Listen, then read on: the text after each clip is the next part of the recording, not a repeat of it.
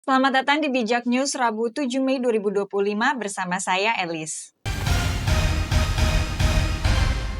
Informasi pertama, pengamat politik Ade Armando menanggapi terkait keputusan Presiden Prabowo Subianto untuk mempertahankan Hasan Nasbi sebagai Head of the Presidential Communication Office atau PCO. Hal tersebut menepis narasi bahwa Prabowo ingin membersihkan lingkar kekuasaannya dari orang-orang yang diasosiasikan dengan Presiden ke-7 Joko Widodo. Ia juga menjelaskan bahwa Hasan yang sempat mengajukan pengunduran diri usai insiden komentarnya tentang kepala babi di Tempo dianggap tidak lagi diundang dalam rapat kabinet dan diisukan tersingkir karena kedekatannya dengan Jokowi. Namun pada 5 Mei, Prabowo memberi isyarat dalam rapat kabinet bahwa ia memaklumi kesalahan komunikasi dan pada 6 Mei, Hasan mengkonfirmasi bahwa ia tetap menjabat sebagai kepala PCO, ungkap Ade pada Rabu 7 Mei. Ia mengatakan bahwa hal ini memperkuat posisi Hasan di pemerintahan serta menunjukkan bahwa tuduhan retaknya hubungan dengan orang-orang yang dekat dengan Jokowi tidak benar. Lebih lanjut,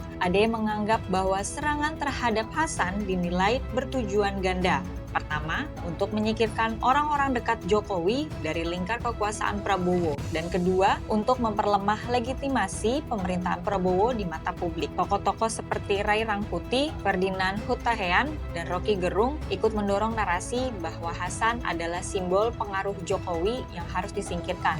Bahkan menyarankan pembubaran PCO, ungkapnya. Ia juga menganggap bahwa Hasan justru sebagai sosok cerdas yang dapat melindungi Prabowo dari serangan politik dan memperkuat komunikasi pemerintahan. PCO selama ini dianggap belum dimanfaatkan secara optimal dalam membangun narasi dan strategi komunikasi publik, ujarnya. Ia berharap dengan Hasan tetap ada di posisinya, maka PCO akan diberdayakan secara maksimal agar mampu menyampaikan program-program pemerintahan secara efektif dan menjaga kestabilan komunikasi politik nasional. Informasi kesehatan, IDAI Jabar ajak lengkapi imunisasi, soroti pentingnya vaksin dengue bagi usia 6-45 tahun sebagai pencegahan utama penyakit yang belum ada obatnya pada Rabu 7 Mei. Informasi nasional, Anwar Abbas tegaskan MUI dan Muhammadiyah tak dukung pemakzulan Gibran karena tak terlibat politik praktis seperti isu tersebut pada Rabu 7 Mei. Informasi hukum, sidang Tom Lembong ungkap izin impor gula untuk koperasi TNI berdasar